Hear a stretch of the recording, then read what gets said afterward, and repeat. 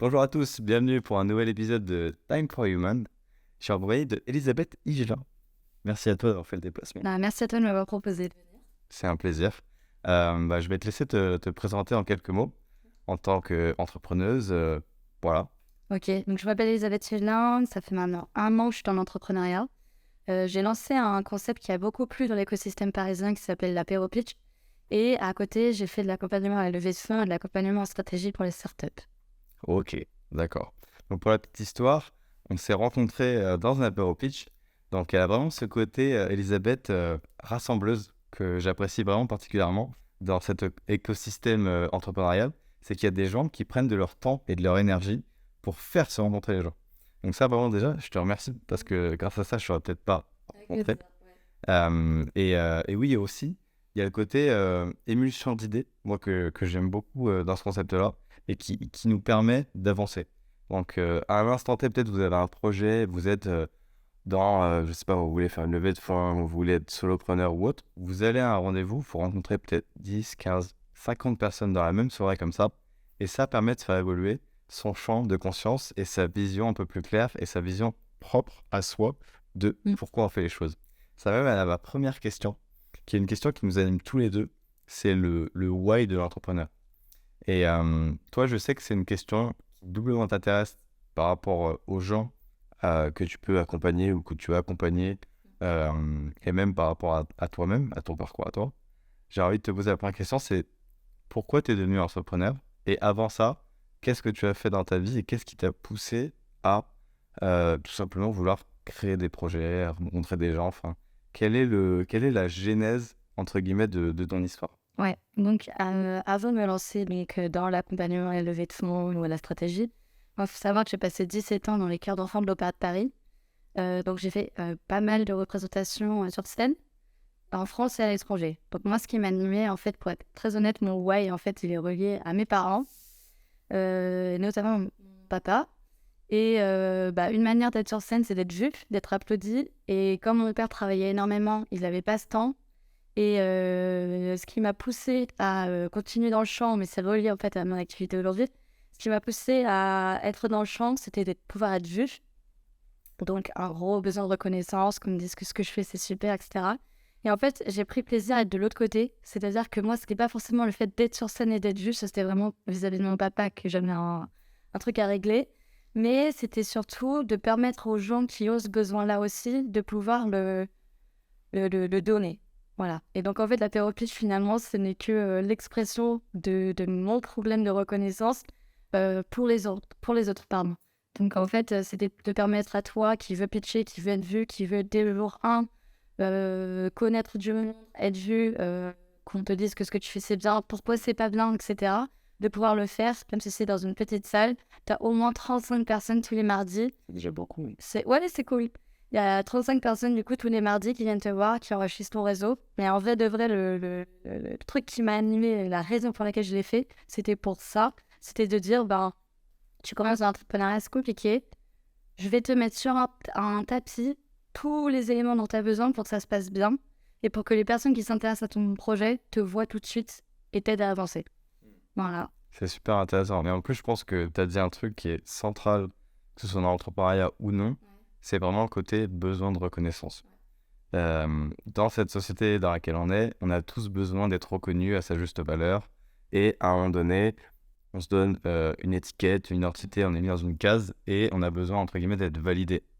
C'est vrai que comment toi, est-ce que tu approches la chose, toi, personnellement, et c'est quoi ta vision sur, entre guillemets, ce besoin de la société, euh, d'ailleurs, dans lequel tu as répondu en partie, genre en mettant en place les apéros pitch, qui permet aux gens justement de s'exprimer, de se mettre en avant, et donc d'avoir cette visibilité.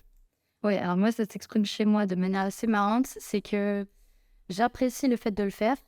Et ce que j'aime, c'est qu'on me dise « Elisabeth, mon événement, il a trop bien marché, bravo. » Ça me suffit, j'ai pas besoin de plus.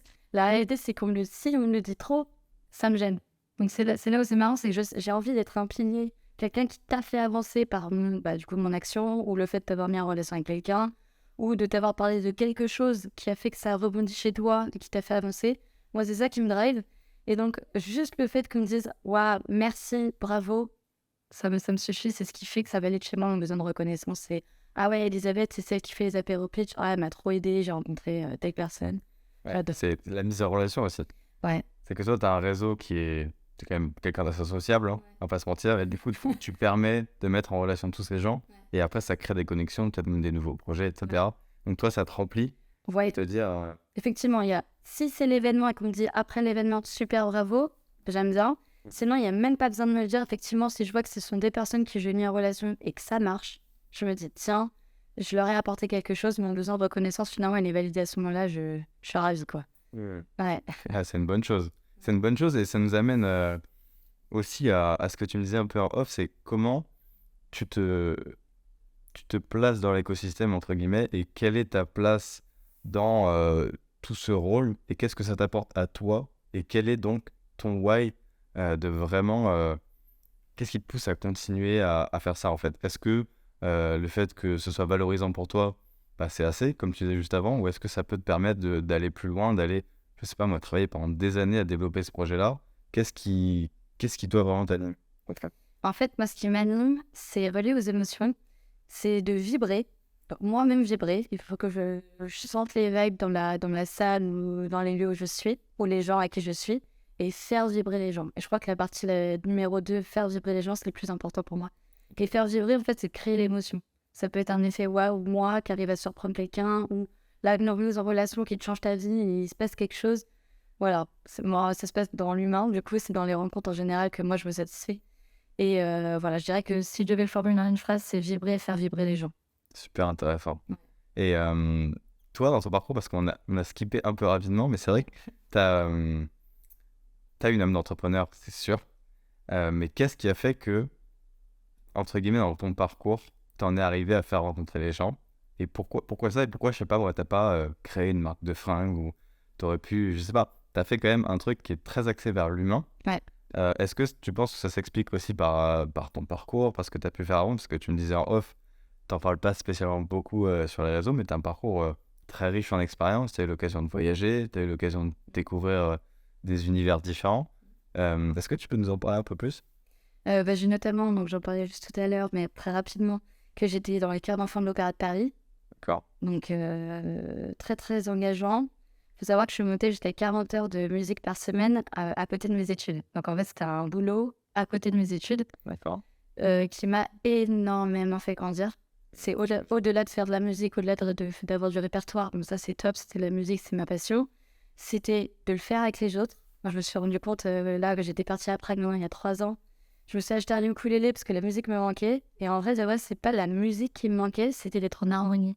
Et ça se relie, du coup, avec l'apéropie, ça se relie. En fait, la musique m'a montré quelque chose de ma personnalité, c'était d'être en harmonie avec les gens.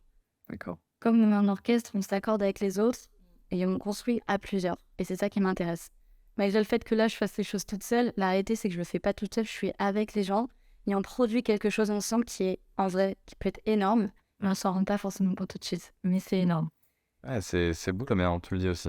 C'est vraiment toi et être en harmonie. Ouais. Les gens qui font de la musique, je pense qu'ils le sentent plus que les autres. Moi, j'ai pas eu l'occasion de faire de la musique, par exemple. J'étais plus dans le sport, dans les activités physiques. J'avais pas ce côté créatif et à la fois harmonieux. Et c'est vrai qu'on se rend compte qu'on forme un tout, en fait. Et que chacun met sa petite note. Exactement. Exactement. Et c'est pour ça que je peux être solopreneur. Je pense que c'est possible si je suis en collaboration avec d'autres. Mais en fait, c'est même, ça doit être comme ça parce que sinon ça m'inspirera pas. J'aime trop être entourée de gens parce que je considère que en plusieurs, on va vraiment plus loin. Après, il faut évidemment choisir, mais qu'est-ce que je veux dire? Ouais, ce qui m'anime, en fait, ça vient de là. Et après, c'est très, très naturel. C'est-à-dire que moi, rassembler les gens, ça fait partie de mon identité depuis que je suis enfant. Et ma mère était persuadée que j'allais finir dans un truc pas forcément social, mais elle m'a même dit, ça se trouve, toi, tu vas monter des assos juste pour ça, en fait. C'est que à l'âge de 6, 7, 8 ans, hein, je parle de vraiment quand j'étais enfant, je faisais les anniversaires pour mes copines. Parce que comme j'ai une capacité à organiser, que j'aime faire ça, voir dans les yeux de mon ami qui arrive à son anniversaire surprise, avec des yeux qui pétillent, il a envie de pleurer, finalement, je le retrouve un peu partout aujourd'hui parce que c'est ça que je viens chercher, c'est vibrer, faire vibrer, c'est tu t'attends à rien, t'arrives et c'est waouh. Et moi, c'est ça que je veux faire. En fait. Susciter l'émotion. Ouais. C'est super intéressant. T'es vachement dans la branche émotionnelle quand même. Toi, ce qui t'anime vraiment, c'est susciter les émotions, les ressentir. Ah oui, oui, complètement. C'est pour ça que je pense que je serai toujours dans ces horizons-là. La personne de l'ombre qui va faire des trucs de fou, mais je n'ai pas besoin qu'on m'applaudisse finalement tout ce que j'ai fait pendant 17 ans. Hein. Finalement, j'en ai plus besoin. Moi, je veux permettre ça aux gens et qu'après, ils soient ouah, c'était incroyable. Voilà. Une sensation pure, quoi. Ouais. Ouais, c'est fabuleux parce que c'est vrai que c'est humain de vouloir, comme on dit, avoir la reconnaissance et tout, mais quand tu le donnes à l'autre, Ouais, c'est ça que c'est ce que j'ai découvert Ouais. ces derniers mois, voire ces dernières années, en donnant la parole, en faisant certains voyages et autres, je me rends compte que en fait, ça t'apporte limite plus de pas être dans le cadre, mais de permettre à l'autre de s'exprimer, de faire, de ressentir, plutôt que toi-même le faire. C'est ça. Moi, je reçois. Enfin, c'est comme quand j'offre un cadeau. C'est mon côté très altruiste, je pense, empathique, etc. J'ai plus de plaisir à offrir le cadeau qu'à en recevoir, quoi. Je me disais, bah, c'est ça. Et c'est intéressant. Donc voilà, je suis dans les milieux coaching, enfin, travail de l'ombre, en fait. Ouais. Le vrai métier de l'ombre. Mais où tu es toujours en contact avec les gens. Je suis toujours en contact avec les gens, mais je pense que je suis dans ces métiers-là, quoi. Là, c'est sûr, ça m'étonne pas. Ça m'amène à un autre questionnement qu'on avait et qui est super intéressant. C'est pour toi, si on prend un peu de la hauteur, toi, je sais que tu as fait l'ESSEC, tu m'as dit, qui est une très bonne école de commerce, donc tu te fais très studieuse, j'imagine. C'était quoi entre guillemets, ta vision de la réussite et comment déjà t'es passé de faire des études à pas vouloir forcément avoir la voie classique et être salarié et choisir cette voie-là de l'entrepreneuriat. Et qu'est-ce qui pour toi pourrait te permettre de t'épanouir et c'est quoi ta vision de la chose en fait, tout simplement. Alors, un peu biaisé parce que mes deux parents sont entrepreneurs. Ah d'accord. Complètement biaisé d'ailleurs. Qu'est-ce qu'ils font tes parents, si c'est pas indiscret? Bon, bah alors, ma mère a déjà rebifurqué à l'âge de 40 ans, elle est allée dans le milieu de la psychologie. D'accord. Mais sinon, mon père a été dans l'informatique, a revendu sa boîte. Voilà, moi, je suis dans cet écosystème-là où réussir, c'était ça. D'accord. Alors que mes sœurs ne sont pas du tout là-dedans, mais pour moi, c'était ça, réussir. Après, je me suis de nouveau fait biaiser, ou je me suis biaisée moi-même. Parce que du coup, en étant dans le milieu de la levée de fonds, j'ai cru que lever des fonds était égal à réussir, alors qu'en fait, pas du tout. Et prise de conscience assez énorme dernièrement, c'est de se rendre compte que oui, lever des fonds, ça te permet d'accélérer, de recruter, d'aller plus loin, plus vite, mais que ce n'est pas égal à la réussite. Et en fait, que ça n'était pas égal à ma définition de la réussite, pas du tout. Donc c'est intéressant. Et en fait, je me suis un peu perdue dans le mot, dans ce que voulait dire l'argent. Lever des fonds, ça veut dire avoir beaucoup d'argent, recruter, aller vite, etc. Il y a le aller vite et avoir beaucoup d'argent où je me suis complètement fait avoir. Et en fait, moi, personnellement, ma vision de la réussite, c'est d'être libre dans ce qu'on fait. Que ce soit liberté de mouvement, liberté d'action et liberté dans le temps. Et en fait, le luxe pour moi, c'est ça. C'est travailler dans un endroit qui nous fait vibrer, tiens, et gagner de l'argent qui nous permette de vivre, évidemment. Mais en vrai, le vrai luxe, c'est de pouvoir décider quand tu le fais, où tu le fais et à quel moment tu veux le faire. Et si tu veux pas le faire maintenant, tu peux changer. Ça, c'est... Et avec qui tu le fais aussi. Et avec qui accessoirement. Grave. Parce que c'est mine de rien. C'est super intéressant ce que tu dis. Et pour rebondir sur l'histoire des levées de fonds, moi je suis complètement extérieur aux levées de fonds. Je t'avoue, j'en ai jamais vu de près ou de loin. J'ai jamais été intéressé trop par la question parce que pour moi, t'as pas forcément, c'est pas forcément central. Mais c'est vrai que dans l'écosystème un peu et dans la France de manière générale, les entrepreneurs sont vus, enfin les top entrepreneurs, comme ceux qui veulent lever des fonds. Mais derrière, pourquoi en fait? Pour aller impressionner la galerie ou on ne sait même pas si dans 3 ans ça va encore tenir, s'il y a un business plan solide, si derrière eux ils ont vraiment la volonté de tenir le projet, de faire une entreprise pour du long terme. C'est pour moi est beaucoup plus important que X milliers d'euros que tu génères. Et c'est surtout la vision que les gens ont de ça. Je pense que c'est un peu le Graal, c'est limite avant même d'avoir créé un projet où tu es aligné, où vraiment tu le portes parce que ça fait partie de toi, c'est tes valeurs, etc. Et tu as envie de mettre de l'énergie dans le projet pendant des mois, voire des années et des années. C'est ce côté, on va essayer de lever des fonds. Toi, c'est quoi la vision? Parce que tu en as côtoyé beaucoup des gens du coup qui étaient dans cette recherche de fonds. C'est quoi l'analyse que tu en fais de ce phénomène dans l'entrepreneuriat en fait? Alors, j'ai côtoyé des gens pour lever des fonds qui ont des tempéraments différents. Mais globalement, je dirais que dans l'écosystème, et je le vois beaucoup à Paris, moins dans les autres villes, ouais, c'est la course à la levée en fait. Et parfois, c'est intéressant de s'arrêter de dire, mais pourquoi tu lèves? et de voir dans les yeux de la personne qu'en fait, on se rend compte que c'est pas de leur faute en tant que personne, c'est vraiment le système qui veut ça. La course à la levée, quoi. C'est ah, il a levé, mais moi aussi, mais alors attends, t'as fait comment? Et un truc de si je le fais pas, je suis pas à la hauteur. J'ai ressenti ça. C'est bah ouais, bah, tu fais pas partie de la catégorie des gens qui réussissent. Pourtant, c'est hyper exigeant. C'est super. Pour moi, ce que ça évoque, lever, c'est céder de sa liberté et accepter beaucoup de pression. C'est les deux premières choses que ça évoque. Ça m'évoque pas avoir plus de capitaux pour pouvoir faire plus d'actions. Exactement, mais en fait, en vrai de vrai, je crois que la définition, elle est un peu perdue. Ouais. Quand tu demandes à quelqu'un qui a la tête dans le guidon et qui veut lever, c'est mon impression après en avoir côtoyé pas mal, c'est vraiment mais n'importe quoi, on va faire des trucs de fou, on va générer du cash. Vraiment une notion de l'argent qui est vraiment matérielle finalement. Mais on se rend plus compte de ce que moi j'appelle le luxe, c'est-à-dire la liberté, et de ce que ça va représenter. Ce que ça va représenter dans le rythme, dans tes sacrifices avec ta famille, tes amis, ta vie pro en fait, perso, du coup l'équilibre vie pro, vie perso, pardon. Et ce que ça veut dire dans ton entreprise en fait. Quand est-ce que toi tu décides vraiment? Alors là, ça s'est perdu quoi. Ouais. Et donc c'est ça qui m'a fait prendre conscience. Je me suis dit tiens, c'est marrant, la réussite elle est tellement différente. Pour d'autres, réussir, même dans les startups, c'est monter un projet qui va durer dans le temps, qui va générer de l'emploi, qui va se construire d'année en année et qui va réussir à grossir, ce qui est tout aussi bien. Et qui va répondre à un besoin de la société aussi. Ouais, complètement. Parce qu'on l'oublie souvent, mais pour créer quelque chose qui perdure dans le temps, il faut que ça s'inscrive dans un marché et que ça réponde à un besoin de la société et que les gens en aient besoin. C'est ça. Tu vois, ouais. qui te rappelle, c'est pas juste une lubie de ces petits jeunes Français qui voient la réussite et qui se disent je vais aller vers ça, quoi.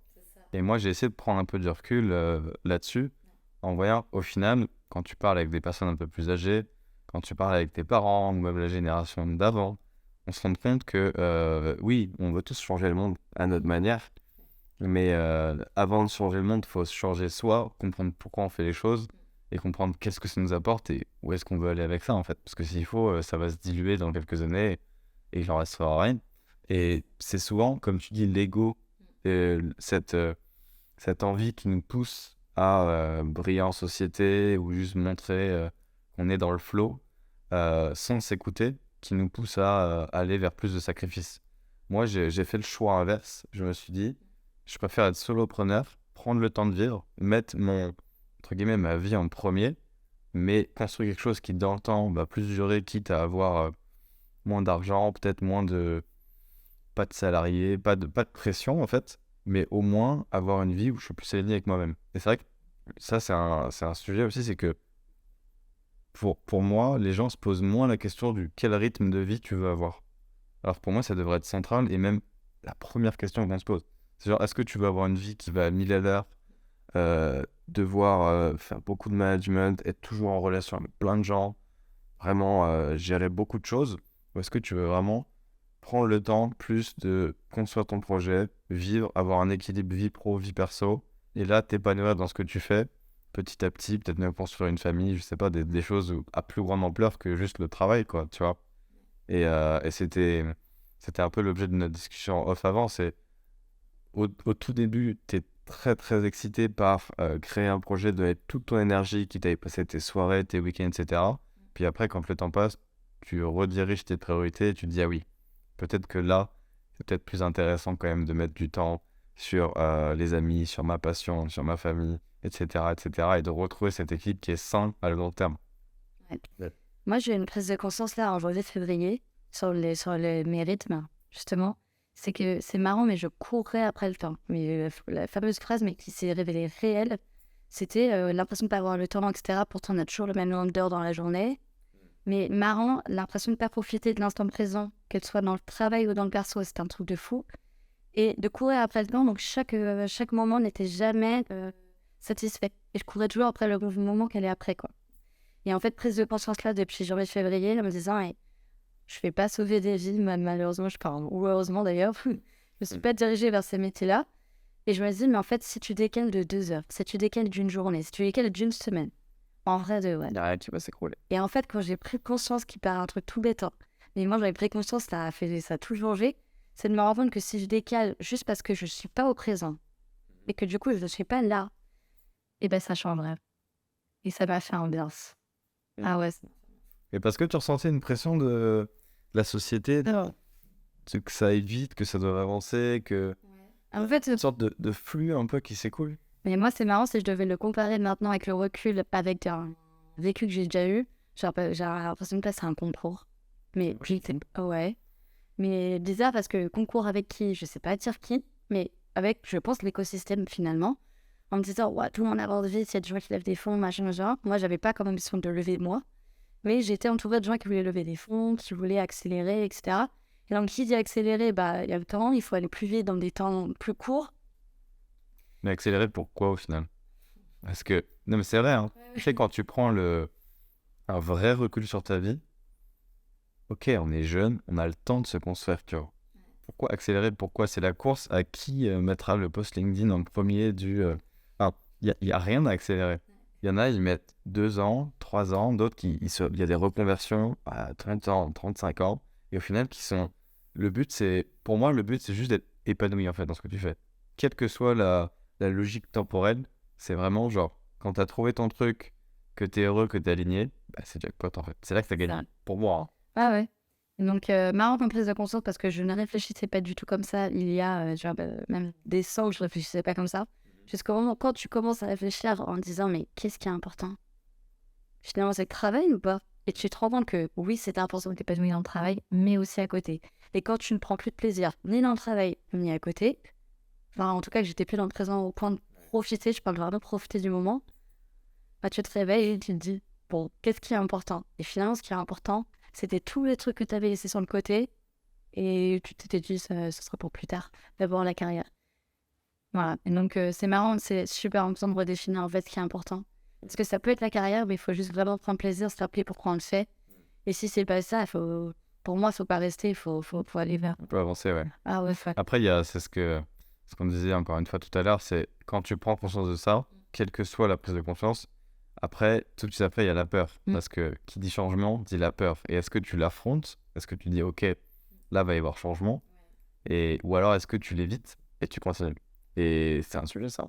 C'est un vrai sujet parce que, notamment dans le milieu de l'entrepreneuriat, c'est une grosse question que je me suis posée, c'est les gens qui réussissent sont des persévérants. Il y avait 2 questions qui se posaient à moi à ce moment-là. Et oui, ok, je suis convaincue que c'est peut-être plus fait pour moi parce que je suis pas alignée, etc.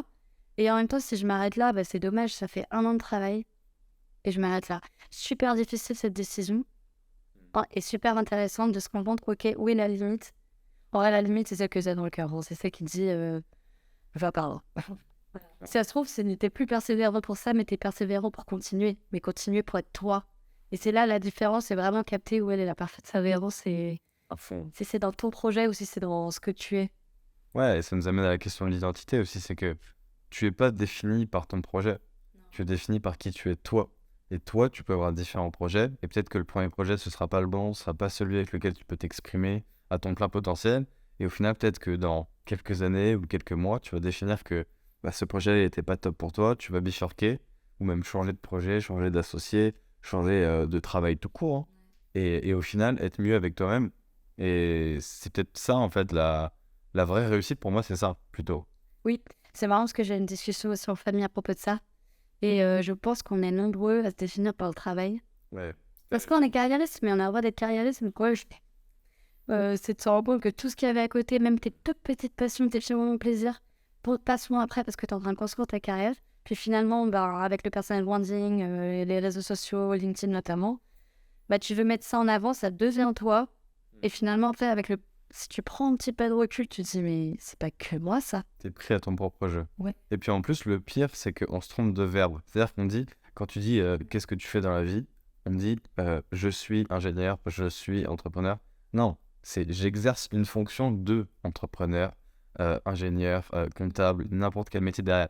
Et le dire je suis, c'est fort, c'est être, tu vois. Et l'autre, c'est faire. J'exerce une fonction. Je fais ce métier-là.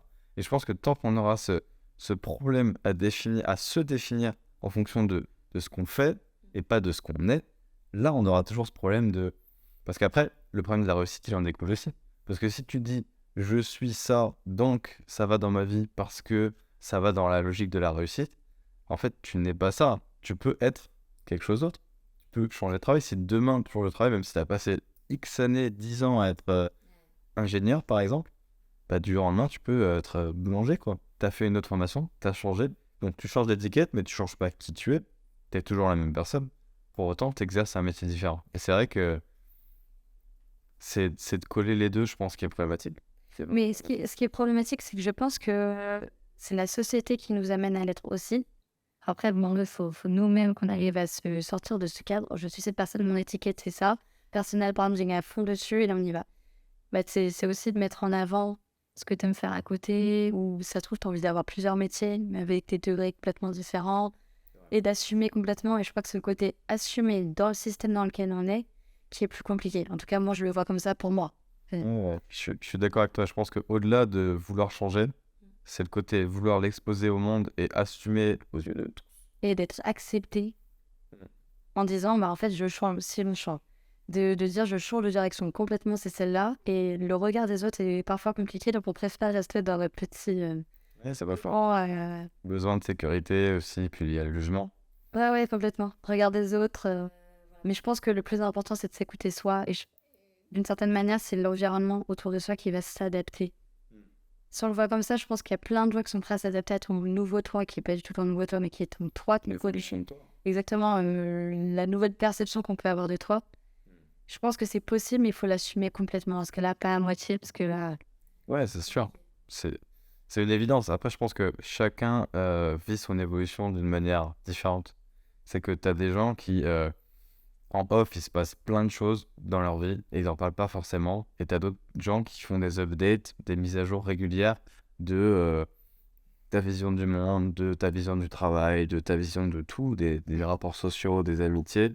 Et au final, qui changent et qui changent d'environnement aussi. Je pense qu'il ne faut pas avoir peur de rentrer là-dedans pour pouvoir évoluer sereinement, en fait. Parce que sinon, tu stagnes au final.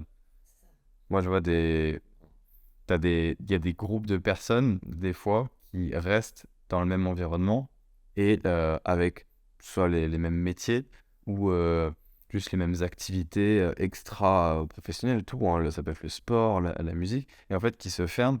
T'as pas après accès à cette ouverture d'esprit en mode, mais en fait, le monde, il est vaste. T'as accès à tout le temps. C'est juste que c'est toi qui focuses ton attention sur un point ou sur un autre.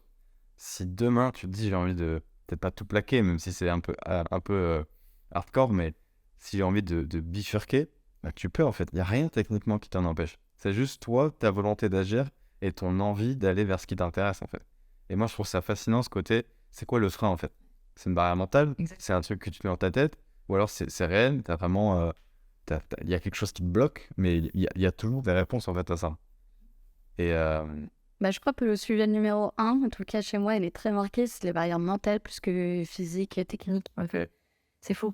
Et quand tu te rends compte, en fait, si tu passes ce cap, en fait, il est pas si grand par rapport à la montagne que tu te fais dans ta tête. Je veux dire, mais finalement, si tu fais le pas, tu te rends compte que c'est possible et que ça t'ouvre d'autres trucs que tu n'aurais jamais imaginé. Le seul truc, c'est de vouloir passer à l'action, c'est comme d'habitude. Faut, comme disent mes parents, faut arrêter d'être rêveur, faut être dans l'action. Au général, dans l'action, tu te rends compte qu'en fait, c'est pas si grand.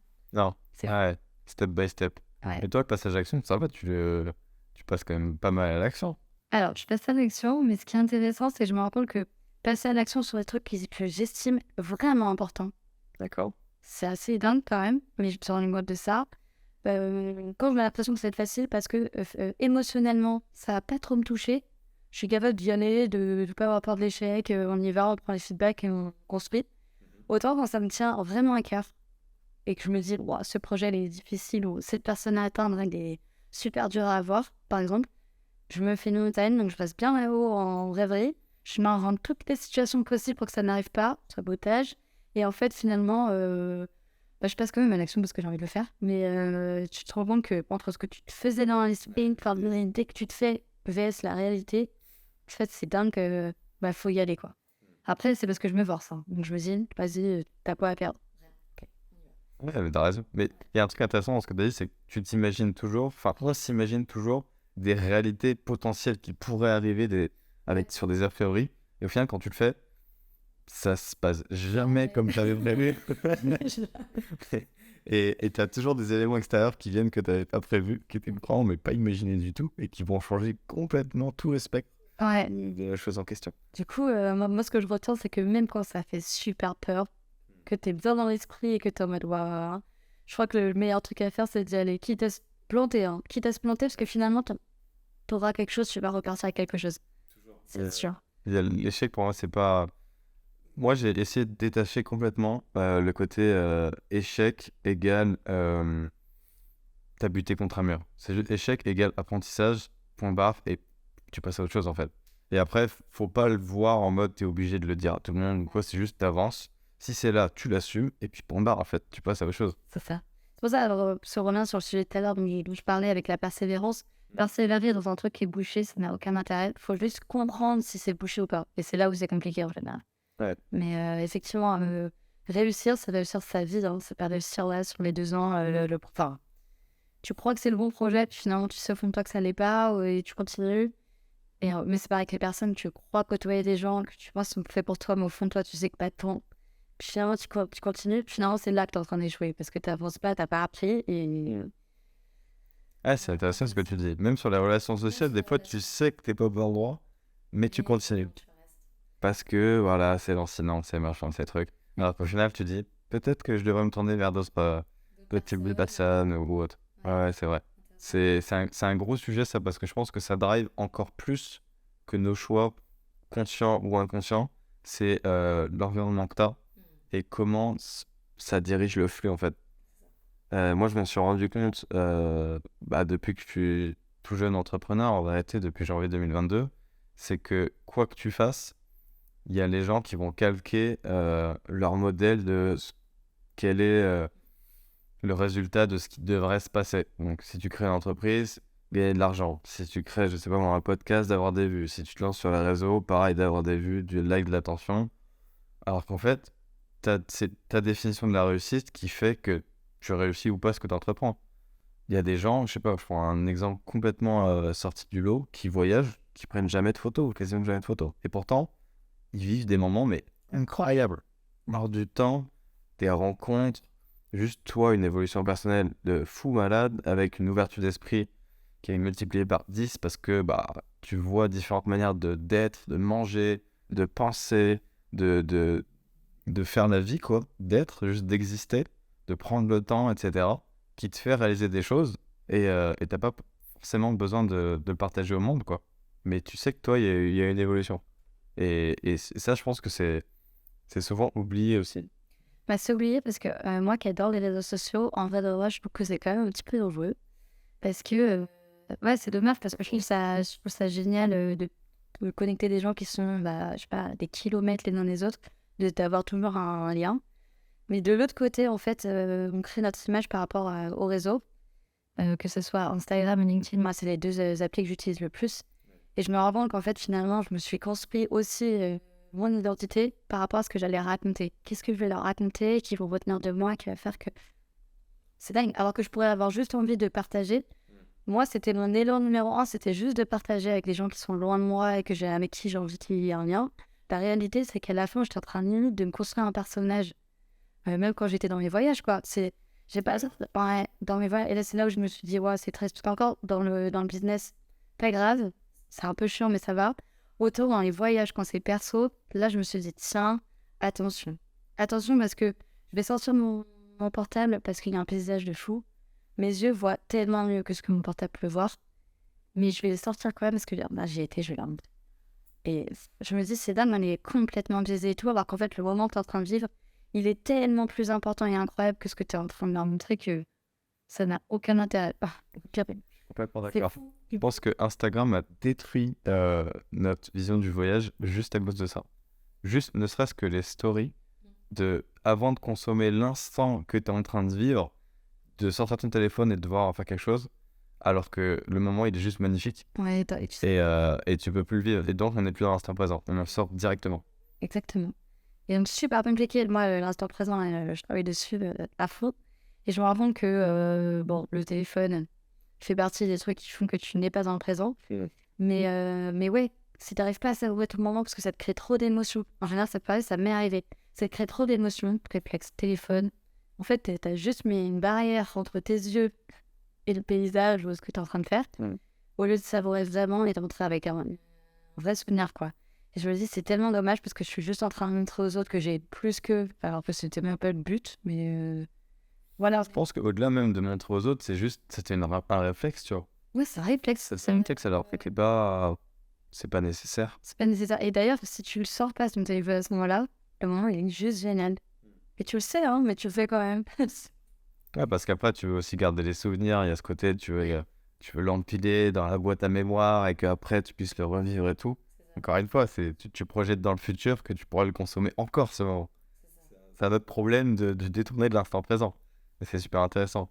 Ou alors, à l'inverse, tu as les gens qui ont du mal à assumer tout le passé, des années de réseaux sociaux et qui, du coup, se sentent enfermés dans une image. Mais en fait, fuck it, genre. Moi, souvent, je me dis, mais si demain j'ai envie de tout changer et que je veux me faire une nouvelle identité, mais je supprime le compte, genre limite, et je recommence ça, donc genre je supprime toutes les photos. Et il y a un côté, t'as pas le droit de faire un reset. Alors que je trouve que c'est la plus belle des libertés, c'est de pouvoir faire une page blanche et recommencer. Pour derrière, pour se dire, ok, ça c'était une partie de ma vie, j'ai appris des choses, j'ai été comme ça, et puis je peux empiler d'autres expériences pour au final évoluer, quoi. Ouais, c'est intéressant ce que tu dis parce que je m'en crois incapable. C'est fou. C'est mon histoire est tellement importante aujourd'hui. Je parle vraiment aujourd'hui. Mais je me dis, waouh, c'est fou de se dire que tu aurais même la liberté de recommencer à zéro. Tu vois, moi, ça me paraît délirant et à la fois si fort. Ouais. Ça t'a jamais pris comme ça, l'envie de te dire, je sais pas, je cut tout Non. et je change de pays et je change de nom limite, tu vois, et tu recommences et tu te dis, parce que t'as des accomplissements, mais si tu les remets à plat, bah, c'est juste de l'expérience en fait, c'est juste de la mémoire, c'est pas ton présent, et tu peux recommencer et tout remettre, enfin... Ouais, en vrai, je trouve que c'est même bénéfique. Juste le fait pas parce que j'ai l'impression, mais c'est une impression interne, encore une fois, c'est une idée reçue que j'ai, une barrière, je sais pas, mais que ça a l'air d'être très difficile de le faire, alors que je pense que si tu le fais pas, en vrai, on parle vraiment de faire une page blanche, tu dois démarrer. Et je pense que ça doit être incroyable, je ne sais pas. Parce que... Sans forcément que ce soit vu comme un challenge de dingue, tu vois. Ouais. Parce que t'es pas obligé, enfin, c'est vrai que ça peut paraître une montagne. Oui, pour moi. Ouais. Ouais, même pour moi, hein, ça dépend dans quel point de ta vie, mais là, on parlait beaucoup de l'aspect pro, de ce que tu veux mettre, enfin, de qu'est-ce que tu veux faire comme projet, mais ça peut être dans ton perso aussi, tu vois, ça peut être l'endroit où tu vis, ça peut être... Est-ce que tu es quelqu'un de très sportif ou que tu veux commencer des nouvelles activités? Ça peut être sur tout un pan assez large de ta vie où tu te dis, je me donne l'occasion de remettre à plat, à recommencer, quoi. Ou changer, tout simplement. Tu vois? Parce que c'est ça qui te permet aussi d'évoluer, pour revenir sur ce qu'on disait tout à l'heure. Bah, à un moment donné, tu passes des caps, tu passes des années, tu vieillis et t'as plus les mêmes envies, en fait. C'est clair.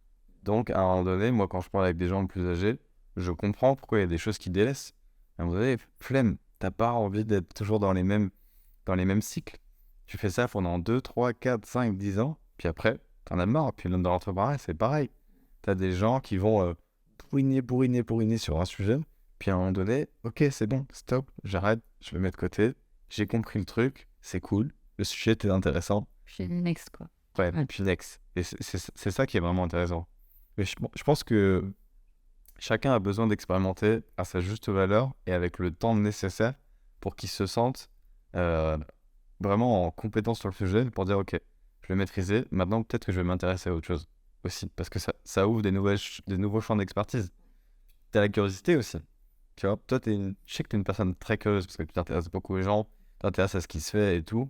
Donc, ça peut aussi, tu sais, quand t'as de la curiosité, tu te dis, et ça, peut-être si j'avais découvert ce chemin-là, et quand tu y vas, tu découvres des choses. Ta curiosité, tu penses vers quoi en ce moment? Question très ouverte. Alors, ma curiosité en ce moment, déjà, j'ai envie d'aller vers des... Alors, je pense que c'est la recherche de limites. J'ai envie d'aller vers des voyages qui me sortent de ma zone de confort, mais quelque chose de dingue. Donc, c'est plus pas dans le pro du coup, mais plus en perso en ce moment que j'ai envie d'aller creuser ma personnalité. Et recherche de limites, ouais, ça serait des voyages en sac à dos toute seule. J'ai jamais fait un voyage seule. Superbe expérience. Et je pense que je dois passer par cette étape dans ma vie pour que ça m'ouvre vraiment plein de choses. Je le sais, je le sens, donc je vais aller voir. Si c'est avec des gens, parce que j'aime trop partager. Donc, je le fais, mais en petit comité. Et on irait à sac à dos dans des trucs un peu extrêmes. Ok. Genre, ça va me faire pleurer, ça va être en nature. Ok. Genre, grosse montagne, je sais pas, un truc où il y a un objectif, ça c'est important. Mais on n'est pas obligé de savoir le chemin, mais il y a un objectif. Et on y va, et puis on va passer les étapes émotionnelles, envie de crier, énervé, les pleurs. Sortir les émotions, quoi. Ah ouais, vas-y, on y va à fond. Quand t'as envie de pleurer, tu sais pourquoi tu pleures, c'est que c'est dur. Waouh, et tu rentres et tu te dis, purée, c'était incroyable. Mais c'est incroyable parce que c'était dur, c'était incroyable. C'était, je sais pas, t'as rencontré des gens qui t'ont marqué pour la vie. Voilà, un truc qui, comme d'habitude, qui ressort l'émotion et tu rentres chez toi, tu te dis, waouh, j'ai grandi, c'est sûr. Enfin, un truc où tu rentres, là, t'as un bagage de dingue. Ouais. Ouais, puis t'as ce côté introspectif aussi. Ah ouais. Tu disais partir en voyage seul, ça n'a rien à voir. Moi, je sais, je l'ai fait pendant quelques mois. Ça n'a rien à voir avec partir en voyage avec des amis ou faire un coworking avec d'autres personnes. C'est que tu es face à toi-même. Tu es face à tes désirs, tu es face à tes peurs, tu es face à tes envies. Tu es face à tout un tas de choses qui n'appartiennent qu'à toi au final. C'est ça. Et ouais, je cherche de l'extrême en ce moment. Bizarrement, mais je pense que c'est pas trop bizarre. C'est vraiment, tu vois, je pourrais faire un voyage toute seule en me disant, allez, je vais en Italie ou je vais en Asie ou qu'importe. Puis je reviens. Non, là, ça va être la recherche de l'extrême pour revenir et me dire, waouh, entre avant et maintenant, il s'est passé un truc. L'envie d'aller creuser ma personnalité et donc je suis curieuse envers moi là en ce moment. D'accord. C'est de dire de quoi je suis capable finalement et est-ce que j'ai réussi? Ouais. Ouais. Ok, C'est une phase qui est super importante. Moi, je suis encore là-dedans aussi, clairement. Et je pense que là, tu le sais, hein, je reviens de 2 semaines en Inde. J'étais pas tout seul, j'étais avec un ami entrepreneur d'ailleurs qui est passé dans un podcast aussi qui s'appelle Charles. Et il y avait ce côté découverte et limite voyage initiatique envers toi-même. Parce que en découvrant le monde, tu te découvres toi, en vérité. Et c'est ça qui est intéressant au final, c'est ça qui nous fait kiffer. Ouais. C'est que t'es dans un voyage où t'en apprends sur toi. Tu rencontres des gens, par exemple, on a rencontré un Français qui était un ancien Marseillais qui était parti de France il y a 12 ans Ok. et qui avait vécu un voyage tellement long, tu te demandes où est-ce qu'il en était arrivé, le gars. Il avait fait l'Inde pendant quelques années, après il était allé au Népal, après, il avait fait des gros voyages, tu vois. Et à la fin de ça, il avait pris un break et il ne parlait plus pendant 2 ans. Mais il vivait, hein, mais il avait un petit carnet. Et en fait, juste le simple fait qu'il me dise ça, j'ai rencontré dans un restaurant, je me suis dit, mais comment c'est possible en fait? Genre la personne, elle vit, mais juste, elle a changé un élément. Et du coup, il était beaucoup plus observateur. Du coup, il était beaucoup plus lent dans son approche de la vie. Du coup, les gens, quand ils s'adressaient à lui, ils prenaient beaucoup plus le temps de disséquer leurs pensées pour lui dire quelque chose. Et lui, pareil, à vice-versa. Parce que je sais pas si tu l'as déjà fait, d'ailleurs, c'est drôle de faire une conversation avec quelqu'un à l'écrit, mais ça t'oblige, en passant par l'écrit, à condenser en fait. Parce qu'à l'oral, ça passe, tu vois. Penser, paf, ça sort. Mais quand tu fais ce travail-là, tu te rends compte qu'au final, t'es beaucoup plus qualitatif. Et pour en revenir à moi et à mon voyage, du coup, qu'est-ce que ça m'a apporté? C'est que cette personne-là, elle entre dans ma réalité, qu'on soit aussi assis autour de la même table et qu'on passe un moment ensemble, je me suis dit, mais waouh, cette personne-là, elle a voyagé, elle a vu des choses, elle a compris des choses sur elle-même, puis elle a voulu faire un test, puis après elle l'a fait, puis elle l'a vécu. Et au final, de me parler à moi de ça, son expérience, ça m'a fait prendre conscience que la parole, c'est important. Maîtriser ses mots, tu vois, le poids du silence, toutes ces choses-là.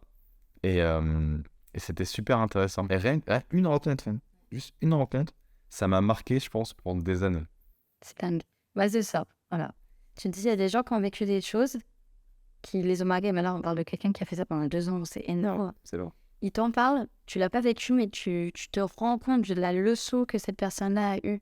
Et ça te fait avancer. Bon, cette chose dans ton petit chez-toi, dans ton cocon, c'est impossible. Impossible que tu aies cet apprentissage-là que tu n'as pas vécu, mais d'une certaine manière, cette personne, elle te l'a donné et c'est pour toi et tu vas avancer avec. Complètement. Voilà. C'est quoi, toi, la dernière rencontre où il y a eu un échange et tu t'es dit, il y a un truc. Tu me dis, il y a une prise de conscience. C'était une rencontre ou c'était juste toi, dans ton quotidien, c'est quelqu'un qui t'a mis le doigt dessus? Comment... Parce que souvent, les prises de conscience, ça peut venir de quelqu'un qui pointe quelque chose ou qui te montre quelque chose du doigt que tu n'avais pas vu, en fait, dans ta vie. Et tu te dis, ah oui, en fait, c'est comme ça. Ouais, et moi, je crois que ce n'est que par les gens. que ça arrive, ce que naturellement, ou alors une lecture, effectivement, je vais avoir une phrase dans un livre qui va me marquer, je vais dire waouh, j'ai envie de regarder une limite, c'est incroyable. C'est vrai, les livres aussi. Mais globalement, c'est quelqu'un qui écrit, ça reste un humain qui te fait une leçon. Sûr. Donc moi, c'est par les autres que j'apprends. Et dernièrement, j'ai 3 personnes qui m'ont fait, je parle de techniques, de prise de conscience là, je me février. T'en fais partie. J'ai un ami qui s'appelle Cédric qui se reconnaîtra et ma sœur Élodie qui m'a vachement fait réfléchir sur les rythmes. Ouais. Sur aller vite, moins vite, qu'est-ce que ça veut dire s'arrêter, recommencer. Ils se rendent compte que ça n'a aucun impact en fait. Enfin si, ça peut en avoir beaucoup. D'ailleurs, tu penses que ça n'a pas d'impact, mais ça en a aussi. Enfin, Ouais, c'est une grande sœur. ouais. J'ai des expériences alors. Ouais. Ah, super intéressant. Ouais, qui est, je pense, l'opposé de moi, en tout cas très complémentaire, qui elle a un rythme intérieur qui est franchement là. Et on pourrait dire, elle fait rien. En vrai de vrai, c'est pas parce qu'elle est assise sur le canapé qu'elle est en train de rien faire. Elle est en train de réfléchir sur les 1000 autres trucs et ce qui leur arriver dans les prochaines semaines. Alors que moi, si je vais m'asseoir, oui, je vais réfléchir, mais je pense qu'en termes de réflexion, elle est encore plus loin que moi. Et c'est là où tu te rends compte que c'est pas parce que physiquement, tu prends le temps, t'es assise, t'es là et tu prends conscience du présent, etc., que tu ne fais rien. Et dans notre société qui va super vite, quand tu prends conscience de ça, mais c'est incroyable. Ouais, au contraire, on devrait même peut-être se forcer à prendre des moments où, entre guillemets, tu fais rien et où tu es assis dans un canapé pour mieux visualiser, comprendre ce qui s'est passé les derniers jours, souffler, préparer sa semaine, préparer sa journée du lendemain, préparer son année et se poser des vraies questions, tu vois. Mais c'est pas facile à faire. Non. Parce que tu as toujours cette distraction, tu vois. Même quand tu es en dehors de ton boulot, de ton téléphone, premièrement. Puis après, les divertissements extérieurs, les gens qui t'incitent à sortir, enfin tout, quoi. Tout. Ouais. Tout que ça. Moi, il y a un truc qui me fait peur, je pense qu'on est nombreux dans ce cas-là, c'était la culpabilité. La culpabilité? Ouais. D'accord. Vis-à-vis du rythme que j'acceptais d'abandonner, c'est-à-dire bosser tout le temps, très vite, dans des rythmes internes. Je parle vraiment pas le fait de faire plein de trucs, mais je vais chez quelqu'un, je profite pas parce que je pars super vite, je fais trop d'accélérer, mais finalement, t'as rien profité, tu repars. C'est cool, t'as vu quelqu'un, mais en fait, ce n'est qu'une idée d'avoir vu quelqu'un, et c'est pas j'ai vu quelqu'un, j'ai pris le temps. Quand j'ai compris que ça avait plus d'impact de voir peut-être moins de personnes dans une journée, mais avec un temps interne beaucoup plus lent, plus qualitatif, finalement, t'en ressors avec des trucs qui sont tellement mieux. La personne, elle, déjà, elle s'est sentie vue, sentie écoutée, sentie, je sais pas, prise en considération vraiment, et pas on fait comme si on se connaît, et on se revoit, et on se revoit, et on se revoit.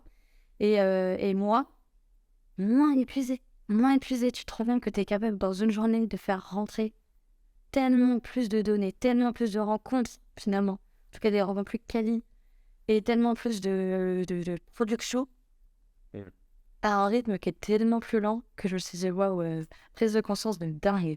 Je suis d'accord avec toi. Et surtout que sur le long terme, après, la mémoire elle est quand même sélective. Et quand tu mets de l'intention sur un moment, C'est ça t'en rappelles plus et c'est ça que tu gardes. C'est comme quand tu vas à un networking. Moi, je me le dis de plus en plus parce que j'adore les sessions networking, les événements, machin. Founders Night, j'adore ça. Mais maintenant, je me force à quand je suis avec quelqu'un et je veux que la discussion elle soit un minimum profonde parce que sinon, je sais très bien que ni lui ni moi, on pourra en ressortir quelque chose de constructif et qu'on s'en souviendra ne serait-ce que dans une semaine, quoi. Et au-delà de prendre des contacts, essayer de comprendre qu'est-ce que tu fais dans la vie, qu'est-ce qui t'anime, prendre le temps d'écouter la personne, quoi. C'est ça. Et quand tu l'écoutes vraiment, là, tu crées une relation. Et du coup, après, que tu la recroises, que ce soit dans une semaine, un mois, un an, tu t'en rappelleras. Comme le mec là que j'ai rencontré en Inde, je l'ai vu que quelques minutes, voire quelques heures, mais ça m'a marqué, mais à vie. Après, lui, c'était vraiment particulier. Mais si tu fais en sorte que chaque moment ou chaque rencontre, tu lui donnes le temps d'exister, bah là, ça prend une autre dimension, en fait. Et c'est super intéressant. Et après, tu peux faire évoluer la relation dans le temps de manière plus intelligente aussi. Parce qu'il y a cette logique de consommation, tu vois. Je sais pas, moi, je ressens pas cette culpabilité, mais je ressens cet effet consommation. Ce côté, toujours plus, et tu passes à autre chose. Moi, j'aime pas passer à autre chose. J'ai envie que quand je rencontre quelqu'un, bah, il y a une rencontre, elle est là, et t'as pas envie d'en faire une autre, tu vois. Less is more. Tu veux en faire moins, mais c'est exactement ce que tu as dit. Ouais. Quand je parlais de la culpabilité, pardon, c'était je travaille pas. Enfin, l'association m'a bien fait. Je travaille pas, c'est pas bien. Tu ressors ton ordi, peut-être tu vas les faire avant. Tu le fais pas bien parce qu'en fait, là, t'es pas aligné avec ce que tu fais. T'es pas là, Tu le fais quand même parce que tu préfères te voir faire quelque chose comme les autres font. D'accord. Alors que la réalité, c'est que si tu étais assis sur le fameux canapé dont je parlais, par exemple, où tu t'assois et tu réfléchis vraiment, où tu es là et tu es contente, tu es assis sur ton canapé, tu passes un bon moment de réflexion, d'autre chose, bah ce gap est super dur à passer dès que tu as compris que ce temps était plus C'est qualitatif. important. Ah ouais. Il est limite à prioriser au-dessus. Oui. Alors, faut pas rien faire. Faut pas rien faire et attendre que le temps passe, hein, mais ce truc de physiquement je ne fais rien ne doit pas être une culpabilité. Et il y en a plein, je le sais, hein, il y en a plein qui sont encore dans ce truc-là. Dès que tu as compris ça, déjà, je pense que tu es dans l'autre côté, c'est de ralentir ta rythme. Et je pense que c'est là que tu trouves le vrai, ce que tu as envie de faire, et bah, que tu le feras super bien, finalement. Ouais. Peut-être plus vite. En fait, il n'y a plus d'histoire de vite ou moins vite, c'est juste que tu vas te trouver, toi. Je suis d'accord avec toi. Voilà, ce matin, j'écrivais un post justement sur l'écoulement de la vie. Et par rapport à l'Inde, je trouvais que là-bas, le temps s'écoulait beaucoup plus lentement. Mais genre, une matinée, ça pouvait être des journées d'ici, quoi. Parce que les gens, juste dans la rue, tout s'écoule tellement plus lentement qu'il n'y a pas ce stress, il n'y a pas...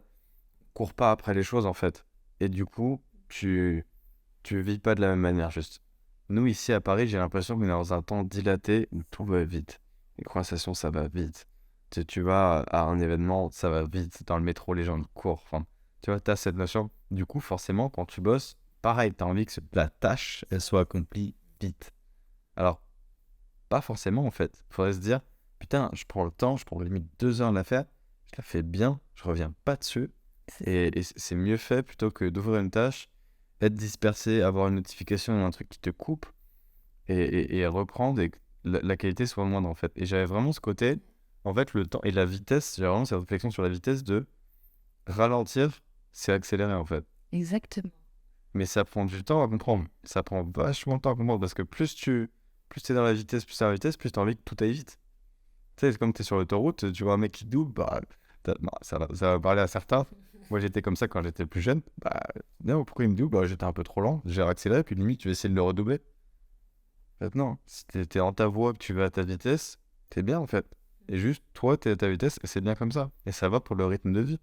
Ça va pour les gens qui entreprennent, ça va pour juste à quelle vitesse tu veux vivre, en fait. Et ça c'est assez dingue qu'on soit obligé, enfin, moi, je le ressens comme ça, que je sois obligé de changer de pays, d'aller dans un voyage, pour être marqué, mais vraiment marqué par ça. Dans mes trips, quoi. Quand je rentre chez moi, je me dis, ok, là vraiment, j'ai changé de dimension temporelle, ça va plus vite, faut que j'essaie de ralentir et de rester un peu plus dans mon rythme à moi. Imposer mon rythme à moi. Moi, ça me le fait souvent quand le matin, j'essaie de pas prendre mon téléphone tout de suite, hein. Je fais une petite méditation, machin, je bois mon thé. Mais dès que tu ouvres le téléphone, en fait, et que tu vois le rythme du monde, c'est là que ton cœur, il fait boum, boum, boum, boum, boum, boum. Et là, mode, ok, ça va vite, ça va vite, ça va vite. Je sais pas si toi tu ressens ça aussi. Complètement. Et c'est là où ça peut déstabiliser au début que tu ralentis tes rythmes parce que tu vois que tu es complètement déconnecté, il y a un décalage qui se crée. Il y a quelques personnes qui peuvent être les plus proches de toi, hein, mais juste, il y a un décalage qu'on voit tous les deux, mais il faut accepter de le garder. Moi qui suis très dans... je me cale sur les gens, je me suis rendu compte que si je continue à me caler sur les gens, j'allais juste accélérer. Et à la fin, bah, tu sais plus ce que tu fais, pourquoi tu le fais. Tu l'as fait, tu te couches le soir, t'es même pas si contente de la journée que t'as fait, alors qu'en fait, c'était une super journée, mais asseoir le temps. Et c'est pour ça maintenant, quand je fais en termes d'organisation, avant je calais toutes mes heures, merde, les machins. Même dans une organisation, ça se voit physiquement. Quand je fais, même si je sais que j'ai 1 heure, par principe, je vais garder une petite demi-heure supplémentaire. Ça se trouve, on n'en aurait pas besoin. Et du coup, après, il y a la, je sais pas, demi-heure de métro. Donc ça fait que pour cette personne, j'ai pris 2 heures. Ça se trouve, ça a duré que 1 heure et finalement, je suis rentrée. Et donc, effectivement, ça m'a pris 2 heures. Mais dans ma tête, c'était 2 heures parce que même dans le temps de métro, j'ai encore pensé à cette personne, ce qu'on s'est raconté, etc. Le temps, il est ancré et ça a tout changé. Et puis même si c'est dans le sens où, par exemple, on avait besoin de plus de temps, j'ai pas besoin d'écourter le moment en disant je suis vraiment navrée, mais maintenant, hop, je vous aligne les uns après les autres. Et c'est horrible. Parce que du coup, la première personne que tu as vue, VS, là, je sais pas, 6/7 que tu as vu dans la journée, on a l'impression que c'est passé en 1 seconde et que t'as pas profité. Mais au-delà de profiter, t'as plus le temps de cerveau disponible. Je peux plus vraiment être dans une discussion profonde où tu comprends les enjeux, tu comprends les émotions de l'autre, tu vois s'il est intéressé par ce que tu lui dis ou non. Et t'es ailleurs en fait. C'est que moi, maintenant, j'ai pas plus de 4 rendez-vous par jour, en fait, avec des gens différents. C'est impossible de faire plus. Je comprends pas comment les gens peuvent faire plus, en fait. C'est que t'as pas du temps de cerveau disponible, c'est impossible. À la limite, t'en cales un autre en soirée, si tu peux, mais c'est impossible pour moi, humainement parlant, en fait, C'est ça. de juste comprendre les enjeux de cette discussion-là, de mettre de l'intention dans cet échange, et après d'en ressortir avec une conclusion en mode « Ok, ça m'a apporté ça, on a parlé de ça », limite d'en faire un compte-rendu vraiment pour qu'il existe, qu'il y ait quelque chose dans le futur qui se passe, mais après, derrière, ouais, j'ai été frappé par ça aussi. Non. Mais je pense que nous, notre génération, on a vraiment un problème avec ça, de beaucoup trop vite, et limite, ça perd de sa saveur aussi, même dans les relations amicales, amoureuses, tout. Même quand c'est le perso, c'est ça qui est le pire, c'est que dans le pro encore, ça peut se comprendre, parce que machin, il y a des timings et tout, et dans le perso, Quand ça te le fait, ouais. c'est... Je peux pas être dans cette logique-là.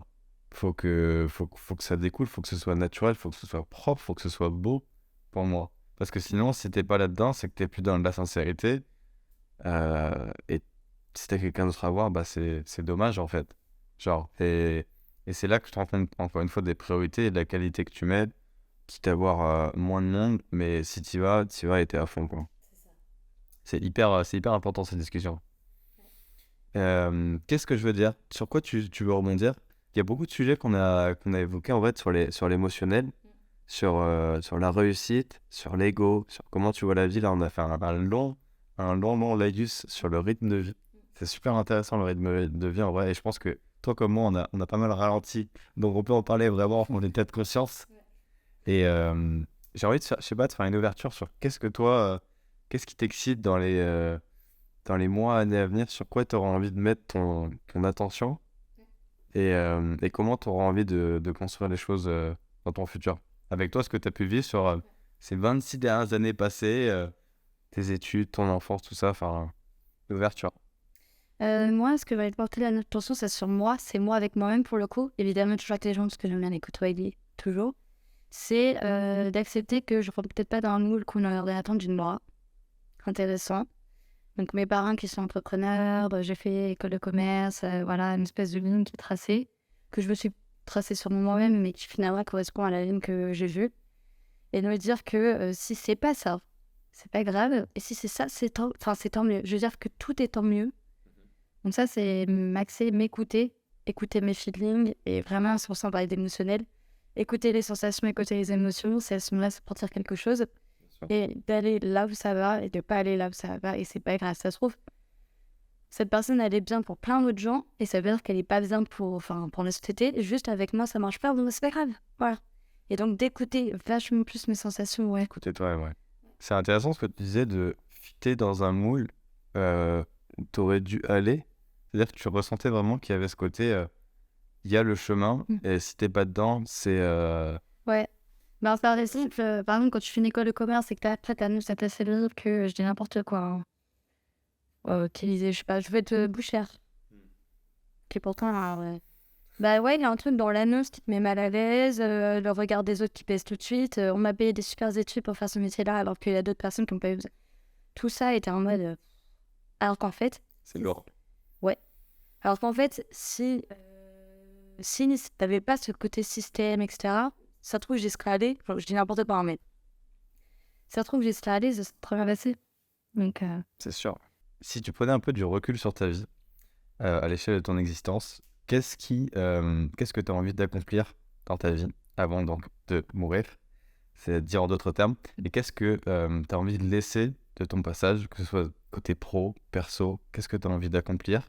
Voilà, c'est une question qui est volontairement très ouverte et qui permet de prendre du recul. Bah moi, il y a un seul truc vraiment important pour moi, important de ma vie, c'est de fonder une famille, en vrai de vrai. Okay. Et de transmettre tout ce que j'ai appris. Mais autant mes échecs parce que c'est important, c'est même pas échec, mes apprentissages, et donner envie à mes enfants, et petits-enfants d'ailleurs, mais d'avoir mes enfants, de se bouger. Mais pas en étant tranquille, en faisant des choses, mais en se disant waouh, mes parents l'ont fait, ma mère l'a fait, moi aussi je peux en fait. Montrer que c'est possible, montrer un chemin en me disant je me suis cherché là, je me suis cherché là, finalement je me suis trouvé. toi aussi tu peux passer par là et regarde, ça va. Et donner ça, alors après ça va avec mes passions, j'ai envie de donner accès à la musique, je jouer de la musique avec mes enfants, mais c'est vraiment relié à la famille. Et finalement, moi qui suis dans la recherche que je veux faire comme métier, bah, le seul truc que je veux laisser dans ma vie pro finalement, c'est de montrer à mes enfants qu'ils peuvent le faire aussi. D'accord. Donc c'est être carriériste, ouais, pour leur donner la niaque, à eux de dire, bah mes parents l'ont fait, bah moi aussi en fait. Pas forcément le même métier d'ailleurs, hein, mais c'est plus une histoire d'énergie, c'est de dire, waouh, ma mère elle a de l'énergie, elle y va à fond, mais en fait moi aussi je peux. C'est vraiment ça. Ouais, c'est inspirant. En plus, je trouve que tu as une énergie qui est très inspirante parce que c'est. Waouh, t'es inspiré, tu vois. C'est genre, moi, quand je te vois débarquer, comme quand t'as débarqué, tu vois, je me dis, waouh, elle va mettre de l'énergie, c'est cool, quoi. Et c'est beau quand tu vois une énergie déferler comme ça dans quelques domaines que ce soit. Je trouve ça beau et ça donne qu'une envie, c'est d'aller vers cette énergie. Mais voilà, et en fait moi ça me fait trop plaisir parce que j'ai pas d'enfant maintenant, mais quand un des feedbacks posés sur moi c'est Elisabeth, moi ce que j'aime chez toi c'est ton énergie, je me dis que j'ai réussi. Clairement. Parce que c'est exactement ça que je veux laisser comme trace, c'est Elisabeth, bah, c'est une fille qui a de l'énergie, qui a toujours la niaque, qui a testé plein de trucs et c'est cool. Enfin, c'est juste sympa et Bah, franchement, ouais. je peux te le dire, t'as une super belle énergie et ça vient du cœur. Franchement, c'est pas parce que en dehors podcast, je te l'aurais dit aussi. Bah, écoute, en tout cas, merci de t'être prêté au jeu du micro, d'être venu ici pour parler de tous les sujets qu'on a pu aborder. C'était vraiment un plaisir. Bah, merci à toi de m'avoir invité. Et on se dit à bientôt. Je clôture cet épisode de Type for Human et vous pouvez retrouver Elisabeth sur les réseaux, voilà, notamment sur LinkedIn Ouais. et autres. Et autres. Voilà. Allez, bye bye. Ciao.